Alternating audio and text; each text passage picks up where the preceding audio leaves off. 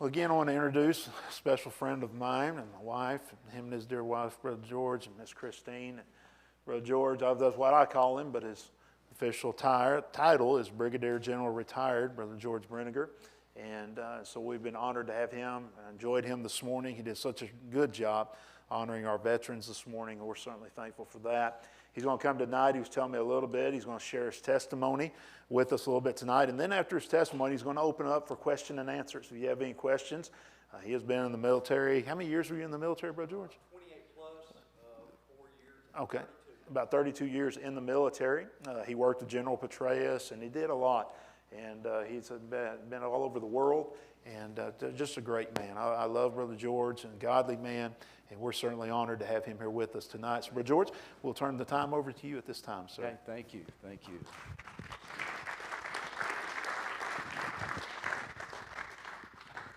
I find that I do the very best, or God speaks through me when I do not prepare official remarks and speak from the heart, because it's me, and I allow him to speak through me. And that was my prayer today, that he would speak through me and say what he would have me say to y'all, and that he would anoint your ears where you would hear what he would have you to hear. So enough with the serious stuff for a minute. I told my wife, well, I didn't lie to her, but I have to be on my best behavior once again, because I told my wife I was speaking tonight, but I didn't tell her what time. I did not tell her what time. You know, in Texas, there's 2 hours difference and all that kind of stuff, so I didn't tell her what time. And we got ready to hang up the phone, and she said, you know, about 8 o'clock, I'll be listening. And I thought, wow. How do they make these women so wise? and that sort of thing. So I'll go through my testimony, but as I go through my testimony, it's my story. And that's the beauty of speaking with every veteran, because every veteran, every soldier in my unit had a story. And it's my story. Now, it doesn't mean that I was always right. It doesn't mean that, you know, my opinion is always the one you should believe, but it's my story. And I don't like to just talk without a purpose. So as each point during my testimony, I'll have a theme that I'll talk about that is important to me. Now, I would hope that it's also important to you, but so be it. Let's go on this journey that starts in 1960. Now, my children tell me from time to time, Miss AJ, that it was only 15 years after World War II. That makes me feel really old. But I was in Waco, Texas, lower middle class family, wood frame, square house. Had a swamp cooler, and which increased the humidity by about 3 times in the house. My dad was born in the early 30s. My dad knew poverty. My dad knew sacrifice. There have been several Georges in our past. My great-grandfather was George Pinckney, then George Paul. My dad was George Lee. I'm George Allen. And my dad was a difficult man. My dad was a tough man. My dad was a man that only saw black and white. Now, as much as I disagreed with my dad, number one, I knew he loved me. I knew I loved him, and we were in church every Sunday morning. Now, it might be pretty rough on Saturday, but we were in church on Sunday morning, and what a great foundation it provided me when I got a little older. Now, my mom was raised in a southern Colorado farming family. They earned enough money to buy a service station and a grocery store in the valley, in the St. Louis Valley in Colorado, around Alamosa, a little town called Mosca. But my mother was the tough one. My mother was mentally tough. When you talked about endurance this morning and being able to stay the course, that was my mom. I mean, I can see her right now saying, you know, pull up your big boy panties and take care of this. Take care of this. My mother was tougher than woodpecker lips, as we say at home. My mother was, and so many times I would get ready to deploy, and she would be sad, and there would be tears. But my mom always said, you know what's right. Do what's right when nobody's looking. And you'll be fine. And you'll be fine. So I had that toughness built in me mentally. But folks, I was not a tough guy. I mean, I wasn't a big guy. Maybe 160 pounds, maybe 170 pounds. And so I went to A&M, $4 an hour. I only had enough money it saved up from working at Kmart. I only had enough money to 1 year, my freshman year. I went to A&M, I was in the Corps, you know, all that sort of thing. And I thought, how will I be able to stay? Because I certainly knew my parents didn't have the money. But I had been saved when I was 14 years old in Assembly of God Church in Waco, Texas, by a vice principal of our high school who took an interest in me, an underlying interest. If you're not taking an interest in someone right now, then you're wrong. You got to take an interest in someone because you can be so important in somebody's life. And I didn't have the courage, I didn't have the wherewithal as a 14-year-old kid to walk down the aisle. He walked down the aisle with me. And then when I got down to the end of the aisle, he helped me through the gospel. He helped me through the gospel. And he was a big man. And tears down his eyes, and he together with me, led me through the gospel, and that affected the rest of my life. And so I went to A&M my freshman year, and I really thought, I was a really immature Christian, but I thought, if I'm supposed to be here, then God will figure out a way. He always has, he always will. There's some way. And about that time, within a few weeks, it was the end of the Vietnam War. It was a tough army then, and a master sergeant had a 13-page contract. If you signed this contract, you belonged to Uncle Sam. Now, he helped you in school, and this is embarrassing to say. I said this last night. You got paid $100 a month, and on $100 a month, I could take girls out. I could go to the movies. I could go dancing. I was, you know, a pretty cool cat. And so the only question of signing this 13-page contract was, is this money, $100 a month, does it go through my parents? Because I knew I'd never see it. Or does it come straight to me? And of course, the master sergeant's answer was, you'll line up at pay call, and we'll give you $100. And I said, let me sign. Give me a pen, and I will sign. I didn't read the big print. I didn't read the fine print. And so at that point, I belonged to Uncle Sam. What a great avenue for me.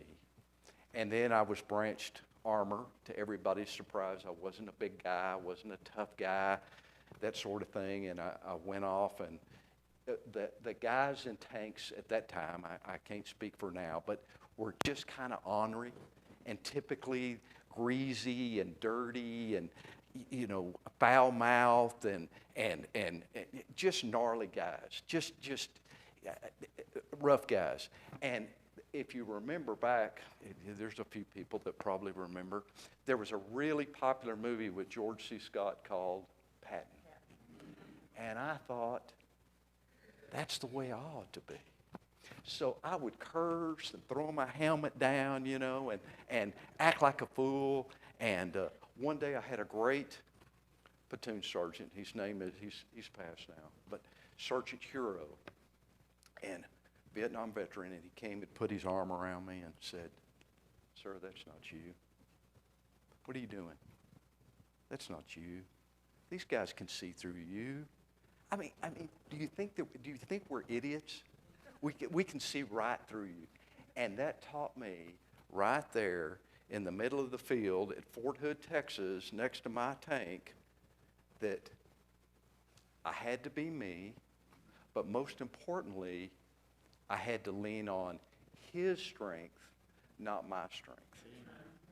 Does that make sense?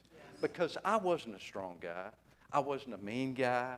I had to figure out a way to lead these men, but I had to lead them through his strength and not my personality, not my strength, that sort of thing. So that's the first thing. So number one, that's the first thing. The second thing is that I learned with terrific soldiers, and we have terrific soldiers now, we have terrific sailors.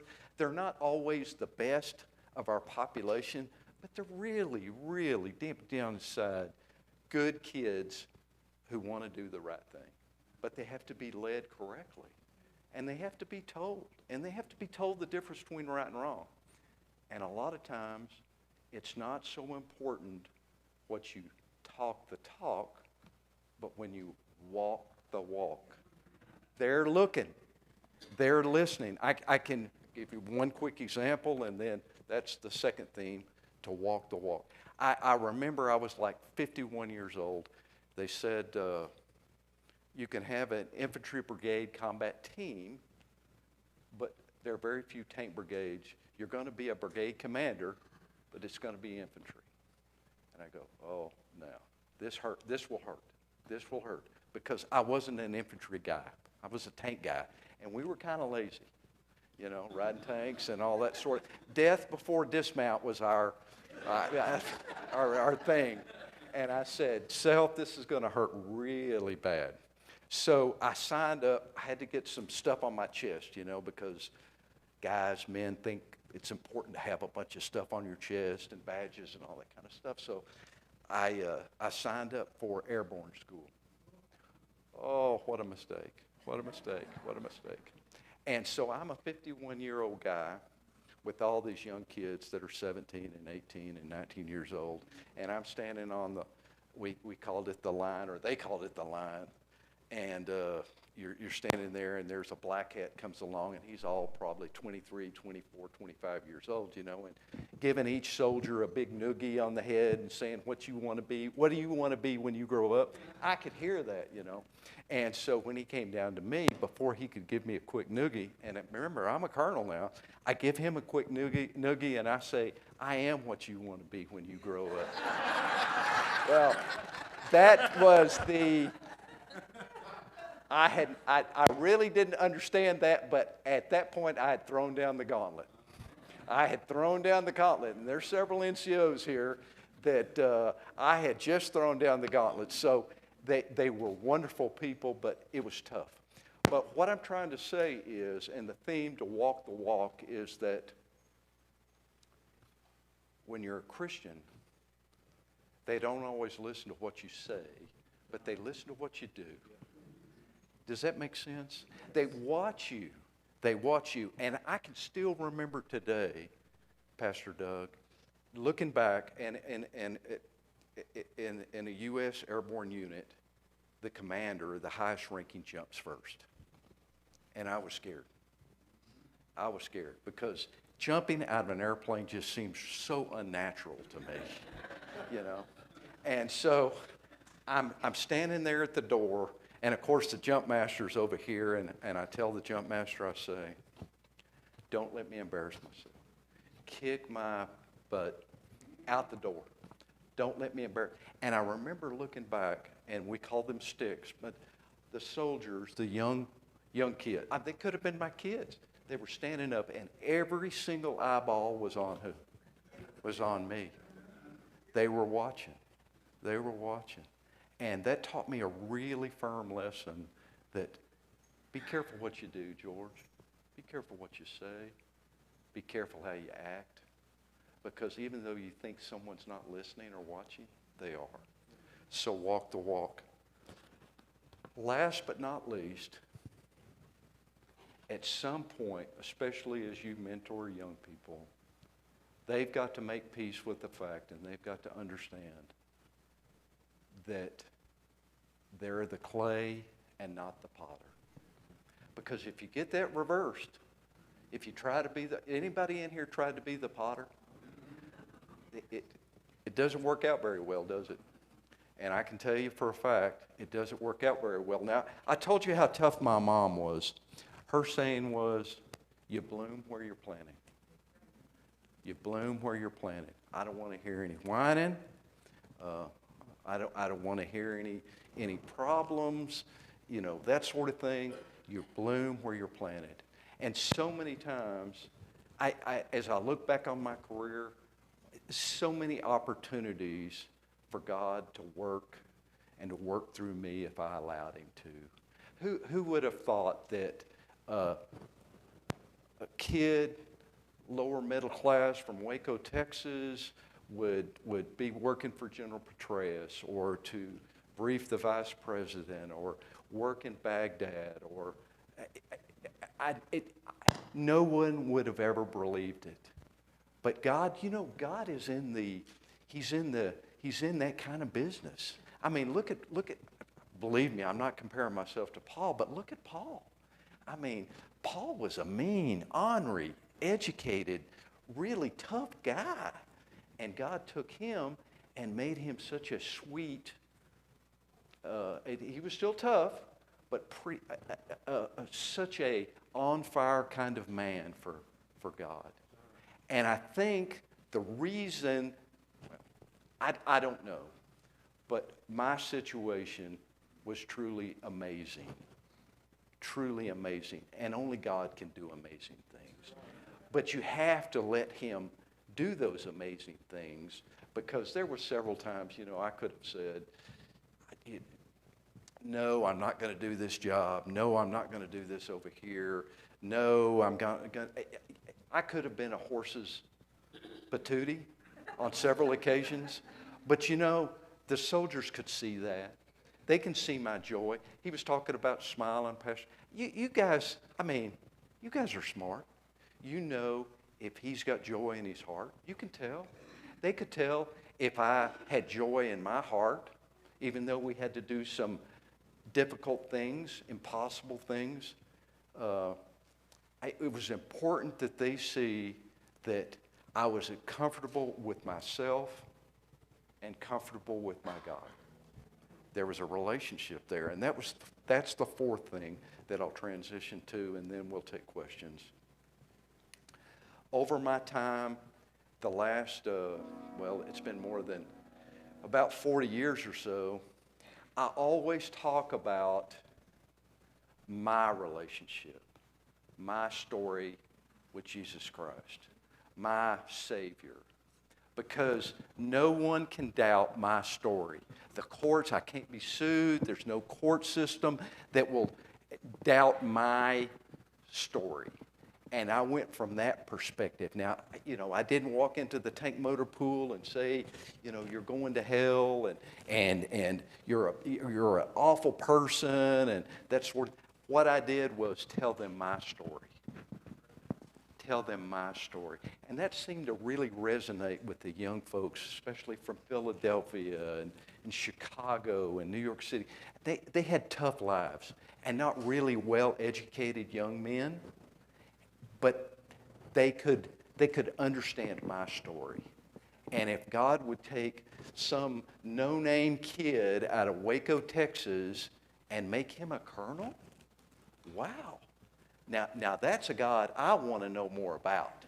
And I'm telling you, that's how it works, or that's how it worked for me. So at this point, I've got a couple of fellows that will pass around there you go, a microphone, and I'll certainly be glad. I will say this as they're walking around just a little bit. I'm always one that I don't like harmony.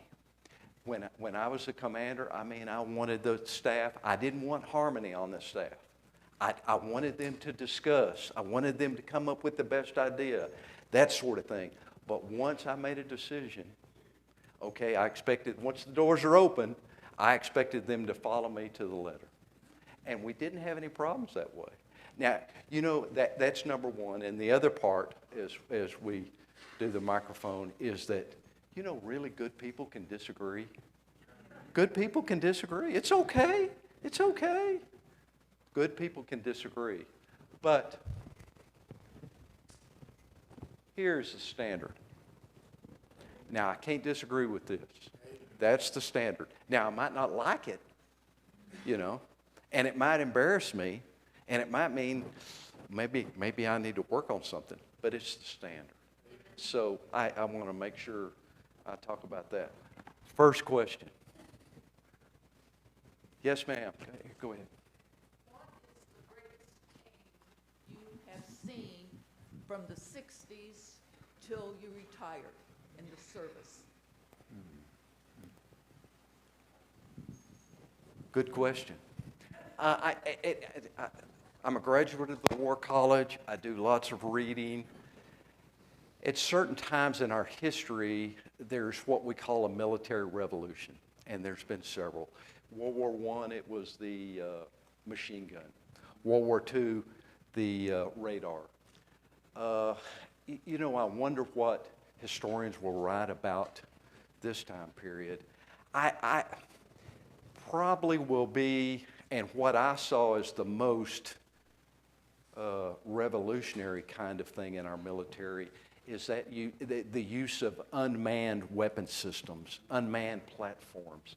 And let me give you a quick example. I mean, back in the 70s and 80s, we thought unmanned robots, we would never have to take the field again. They would do all the sacrifice and the hard fighting and such.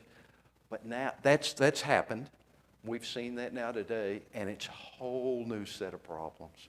It's a whole new set of problems. For example, the man or woman, the captain, the Air Force NCO, the Air Force captain, he runs a computer system that runs the drone.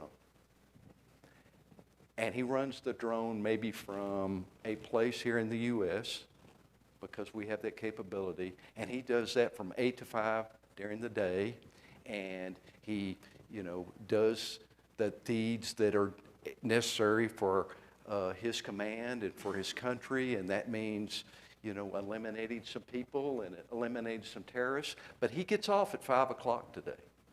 And when he goes home, do you think his wife really, really cares about what went on that day? No, absolutely. She wants to make sure the kids get picked up. Have you started supper? And oh, by the way, carry out the trash. And oh, by the way, I've got a certain sound in my engine on my car that's got to be fixed. And what we're finding out, ma'am, is that we can do all these fancy things with weapon systems and platforms, but the limiting factor is still our brain. And this man or woman that goes home every day at 5 o'clock cannot switch this. He cannot switch, or she cannot switch this brain like a light switch. And it causes problems in families. It causes problems in mental health. It doesn't compute. And we cannot make it compute. And we're finding that we have almost reached our limit on weapon systems because we're limited by our brain. We're limited by what the capacity of our brain, how much we can compute at one time, and its consequences. And there's always consequences of every decision. And please, there's no wonderful thing about war fighting or hurting someone else or, you know, shooting the bad guys, as they say on TV. That has consequences. It has mental consequences. And that I think historians will look back on this time and say, maybe we didn't have it exactly right, or maybe there's something we could have done a little bit differently. I mean, look at suicides on the military. They're just outrageous. They're just off the charts. And that I'm afraid is going to be the biggest change. There you go. Yes. Yes, sir. Sure. As just a comment, but as a third-generation Army veteran, go Army, Cool. third-generation paratrooper, on behalf of my grandfather, my father, myself, just want to say thank you, sir, for your service and it was a pleasure to have met you and shake your hand. Oh, good. And Yeah, thank you. I know firsthand, for you to be able to graduate jump school at 51, wow, wow. I barely did it at 21, so wow. Thank you, sir. You're welcome. I know my wife is watching. The first time I hit on the ground, I was like a lawn dart because I just couldn't, I didn't have the flexibility the young guys had. And I had bruises all up and down my legs. Oh, it was, my wife, only my wife would know. And of course, you know, the young guys and gals, especially the two young Marines that took care of me, I smelled like absorbing Junior and Ben Gay because I put my legs on that. And oh, it was one of those experiences that you just look back and you laugh at. But yeah. Well, thank you, sir. From a fellow dirt dart, thank you. Yeah. Well, I hope you did better than I. Thank you.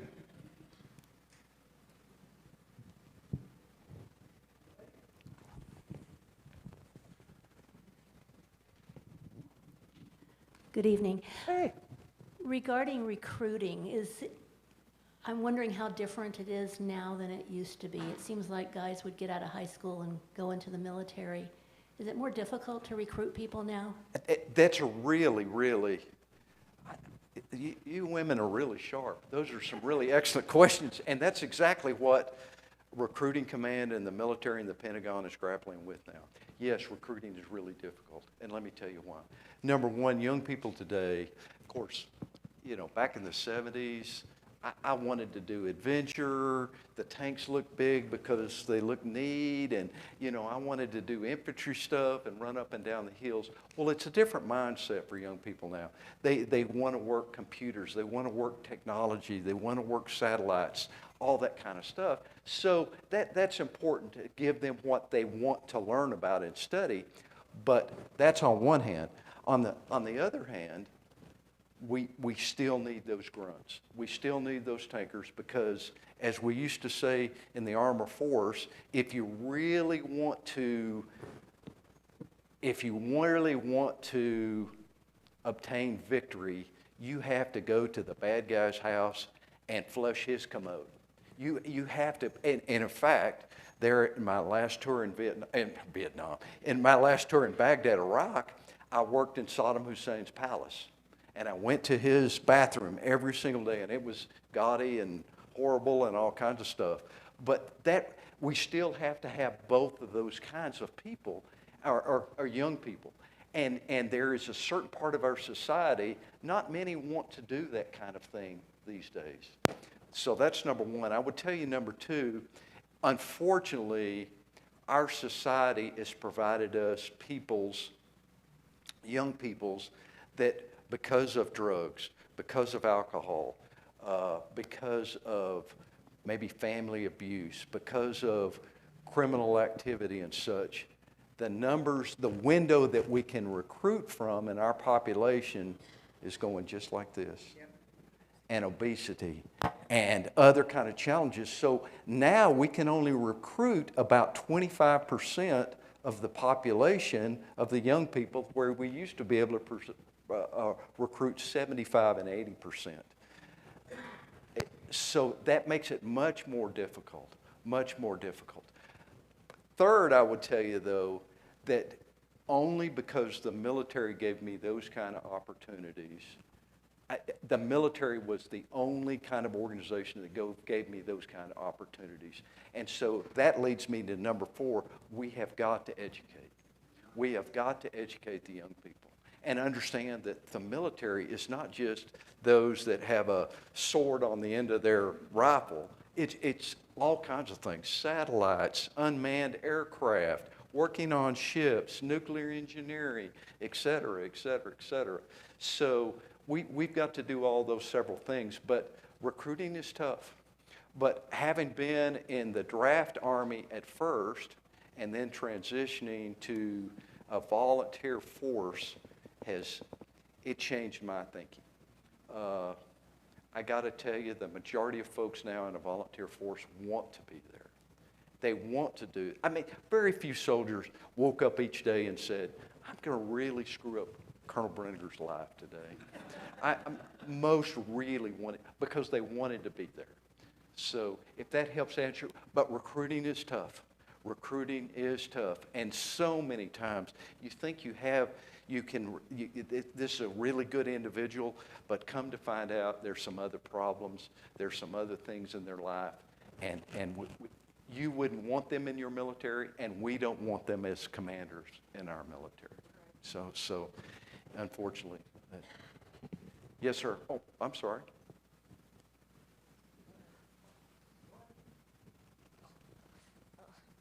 Good evening, sir. First of all, I was going to say thank you for your service. Uh-huh. And second of all, I wanted to ask, where have you been in the world?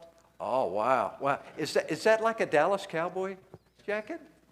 Yeah. Well, that's terrific. You're wearing that out in public now. I mean, I'm a Dallas Cowboy fan. But thank you for asking that question. Thank you for, every place that I've been, again, like my mom said, bloom where you're planted. Every place I've been, Fort Hood, Fort Knox, Kentucky, Carlisle Barracks, Pennsylvania. I'm talking about the U.S. places because they don't send tankers overseas to nice places. I mean, Baghdad, Iraq, and Korea, and all that. But the places here in the United States, I guess of my favorite place, my kids were teenagers, and I had been transferred to Fort Riley, Kansas. And so sometimes, as a father, you don't lie to your kids, but you tell them half-truths. And so I told them, I said, it's beautiful. I kept saying the people are really nice. There's not a lot of people, but they're really nice, the ones that are there.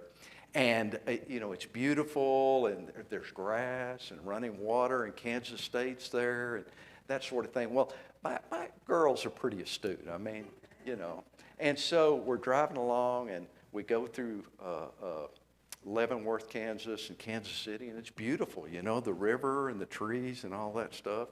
And we kept driving west.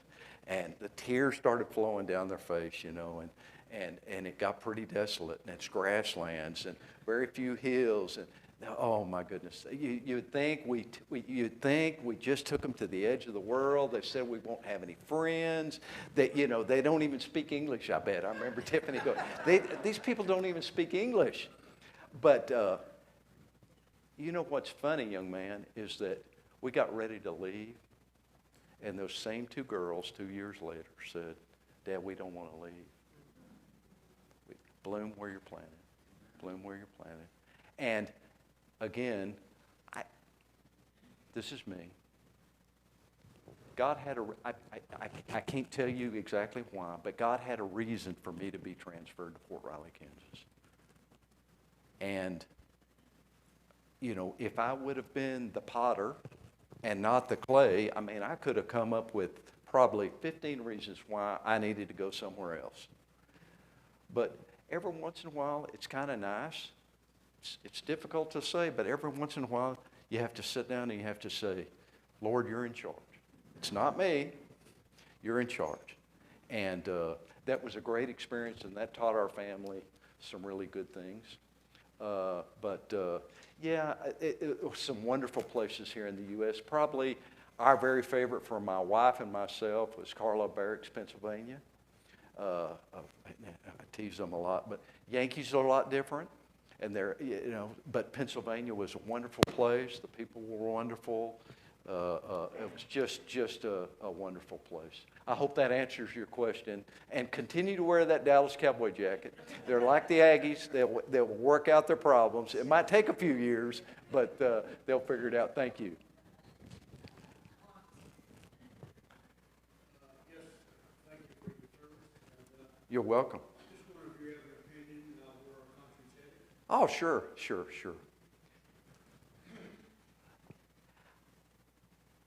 I've got a couple of opinions. And again, I'm not going to tell you what our opinions are like in the Army, but, everybody's got one. As you can probably tell, I'm an optimistic guy. Having been through, this time last year, I should have been here, I was having brain surgery. I just really felt like that God had a plan. I didn't know what it was, but God had a plan. So I've always been optimistic. That's one thing my mom taught me, was to be optimistic. And sometimes that's all you have. You know, sometimes that's all you have. You don't have enough money, maybe you don't have enough intelligence, you don't have enough sense, but you have optimism. So I'm certainly optimistic. If you read in history about our country, it's like as we make, you know, sometimes I used to look at my sergeant major and I'd say, it's a wonder we've been around for 200 plus years. I mean, it's like making sausage. We have really, I mean, we have the best country in the world, but we shoot ourselves in the foot. We talk back to each other. We call each other names.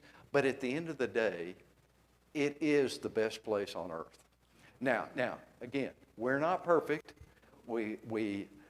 I do think we have some significant problems that have to be addressed sooner than later.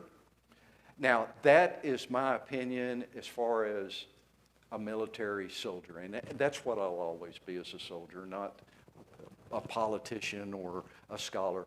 So I'm very optimistic. But on the other hand, as a Christian, I've read the Bible.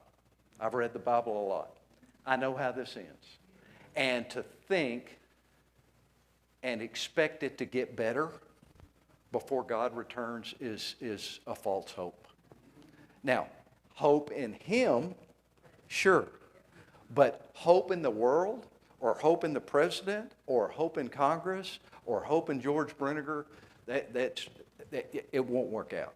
It won't work out because I've read the Bible and I know how all this ends. So, two different opinions. I'm able to reconcile that as a human being, as a Christian, and as an American. I do think it's our duty to do our very best. Romans 13, 1 through 7, really specifies how we're supposed to act as Americans.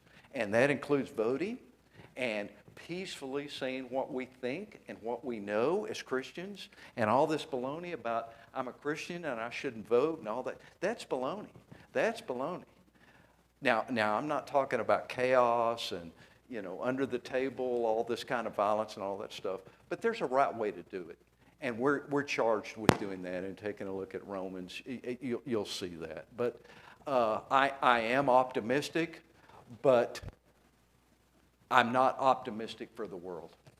And it's a tough place, and I've been in a lot of tough places. And for us to think that, we can work out all the problems in the Middle East just because we've been around for 200 years and they've been around for 2,000 years is certainly untrue, and really we're kidding ourselves.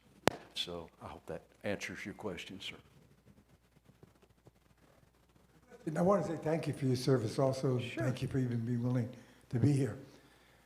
My question is, how was it seeing your faith carried out in the military and some of the limitations that were being given to you regarding, I was speaking about Jesus, or even the chaplains and the way they were limited? Sure. I would answer that two different ways. As I said when I first provided my testimony, I guess I always spoke in the first person. I always spoke about me and my story, and the God that I knew, and the God that saved me, and the God that loves me as a child. And no one could ever doubt that. I mean, they might disagree with it, but they couldn't doubt my story. And I was able to, I talked about that very freely. Now, it always fascinated me a little bit. Like when we were at Fort Riley, Kansas, the chaplain's office, nobody ever went to visit the chaplain. I mean, he was kind of like the Maytag repairman. Nobody came around.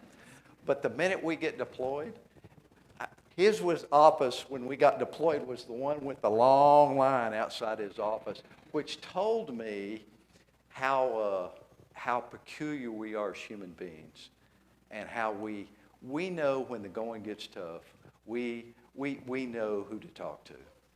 And even though they might not have agreed with me in the motor pool back at Fort Riley, Kansas, they knew I had a relationship with Jesus Christ. And they, at some point, maybe it was when we were deployed, maybe when it was we were deploying, that they knew who to talk to. They knew who to talk to. And through all those years, not one time did I receive some kind of congressional complaint. You know, I've received calls from parents and all kinds of stuff, but not one time about, you know, you're prophesizing, you're doing things that you shouldn't do, as far as religion or religious freedom. So number one, I didn't see any of that because I always talked about my experience and my Father, my eternal Father, my Heavenly Father. But I will tell you a second kind of thing that the media doesn't get right at all. Lieutenant Colonel and below,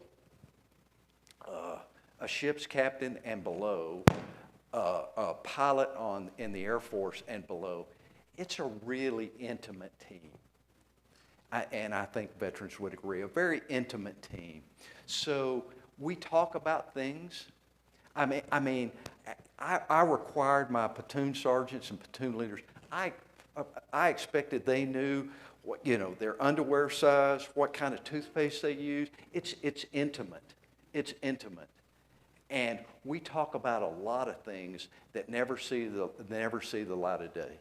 And there's that common trust amongst infantrymen, amongst tankers, amongst a crew on a ship, amongst a crew in an aircraft.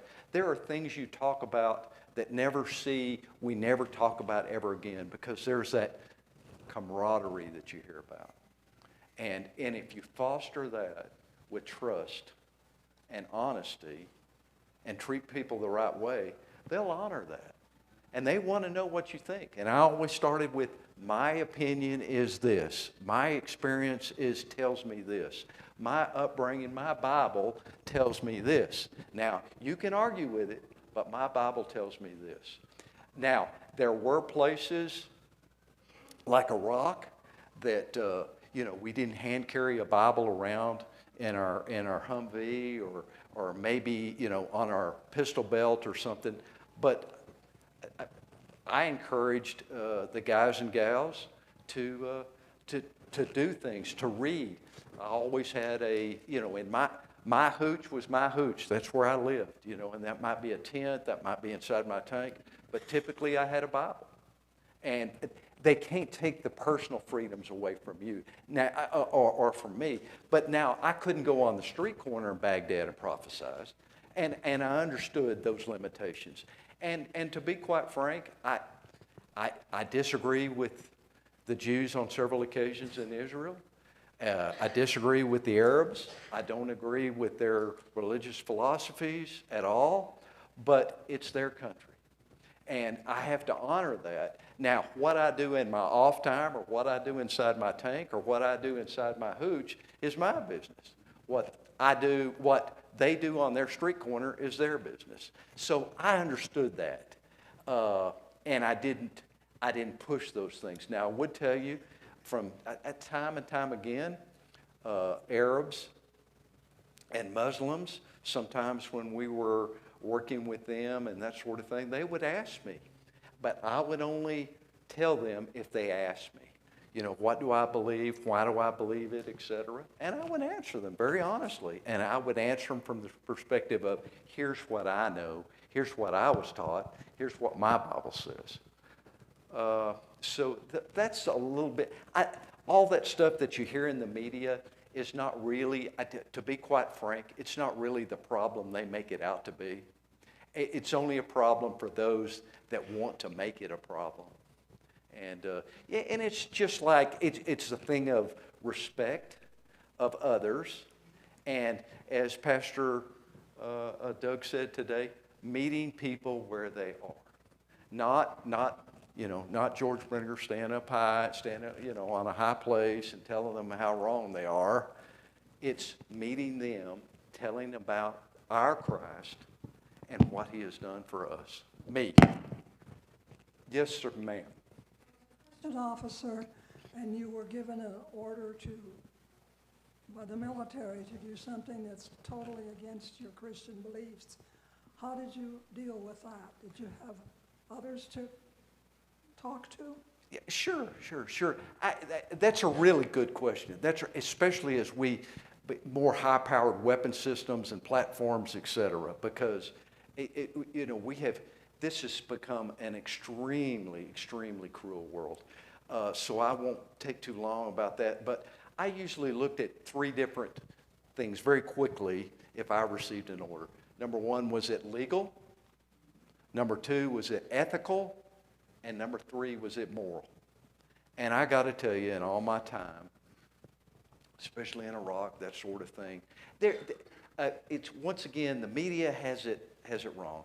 There were a lot of really good Christians that I worked with in the military, and the 99% of the officers I worked for or worked with understood selfless service, understood that if there was really tough things to do, they would do them. They would do them right alongside us. And so in my 30 years, I was never asked to do anything that was beyond what I knew I had to be accountable at some point to Jesus Christ. We all do, individually. And I knew I had to be accountable, but morally, ethically, and legally, if it passed that test, and sometimes I would have to think about that. I mean, very quickly I would have to think about that. And, but there never was a point where I was asked to compromise my faith. And the majority of the military is really careful about that, really careful about that. Both men and women are really good about that and that sort of thing. So that helped me. And again, the soldiers want to do the right thing. They want to succeed. They want to see me succeed if I really take care of them. They want to succeed. And they're going to do things the right way if you lead them and if you tell them. And there are the right way to do things and then to carry out a mission. And then there are the wrong things to do. And we, as an American military, have done some wrong things. And it's not typically because of the overall mission, but some folks have done some improper things. And that's usually the breakdown there at the lowest level. And that's why, it's all about supervision. It's all about being there. I mean, there was a lot of times I wanted to be somewhere else, and that's where it's all about discipline. It's all about training. It's all about educating. It's all about talking. It's all about communicating and making sure that if I was a lieutenant colonel, the majors are taking care of their business. The captains are making care of their business. The sergeants are taking care of the privates, et cetera, et cetera, et cetera. But without all that, bad things happen. And that's typically the things you hear about, and those are unfortunate. And that's not a representation of our country and our nation.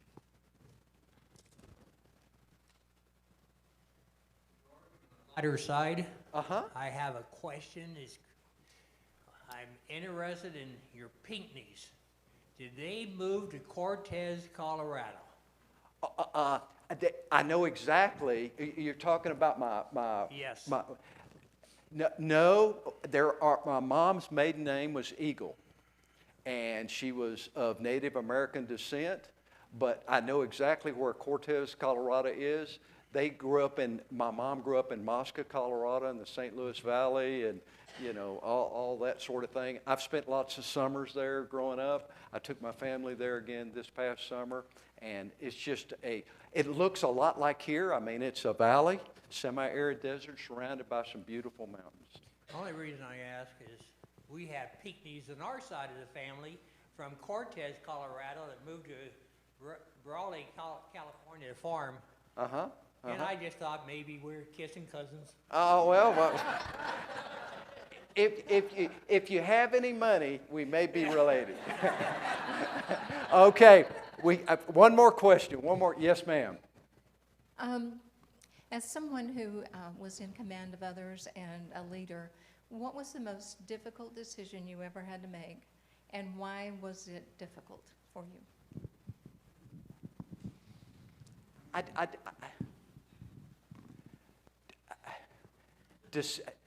Decisions, again, I knew being a soldier and being a leader within the military community was very comfortable for me. If you're in God's will, I mean, it was tough, but I really felt good about, I felt good about decisions. Now, did I make the right decision every time? Absolutely not. Am I still paying for that with a little bit of guilt and anxiety and all that kind of stuff? I could deal with the decisions, and I could deal with making not such good decisions sometimes. And, but I'll tell you what was the toughest. And the reason I hesitated a little bit, I'm very honest with you, as I should be.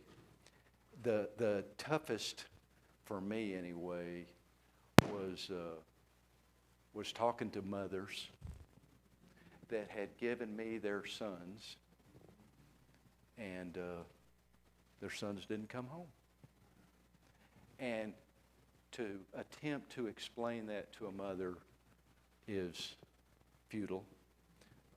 We were out here at National Training Center getting ready to deploy, probably an hour and a half from here. National Training Center.